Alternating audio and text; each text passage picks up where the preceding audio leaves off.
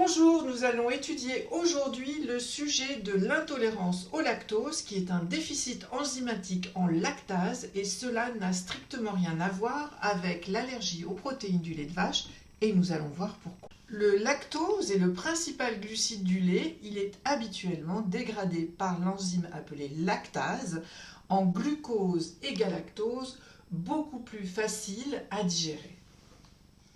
En cas d'insuffisance de production de l'enzyme lactase, le lactose est moins bien dégradé, donc moins bien digéré, et c'est alors qu'apparaissent les différents troubles digestifs.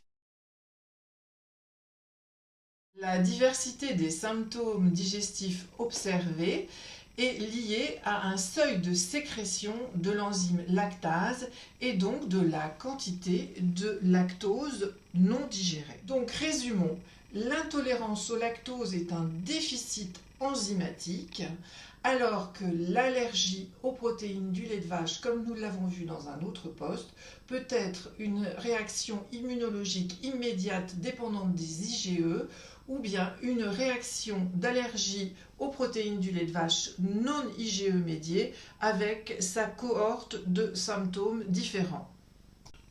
Le déficit en lactase est un déficit physiologique puisque à partir de l'âge entre 2 et 5 ans, chaque individu commence à avoir une diminution de sa production de lactase et cela en fonction de son origine géographique. Par exemple, concerner beaucoup plus les populations asiatiques et certaines populations africaines. Les troubles digestifs sont en fonction de l'importance du déficit enzymatique et de la sensibilité au lactose.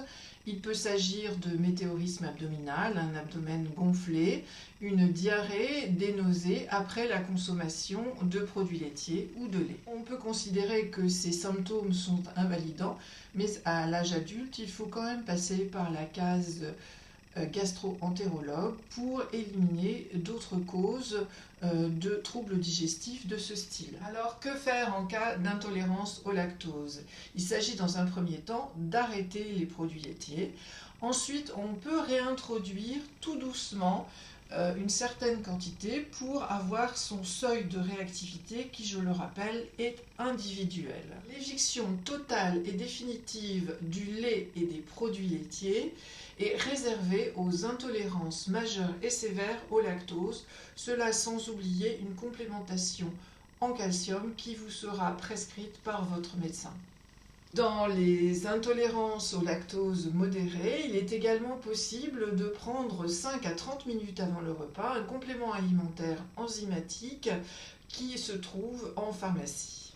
D'autres solutions peuvent être proposées, des probiotiques ou la consommation de yaourts et lait fermenté qui peuvent améliorer l'état digestif de la personne. Bien sûr, à chaque fois, il faut voir soit avec le gastro-entérologue, soit avec son médecin traitant pour adapter le régime.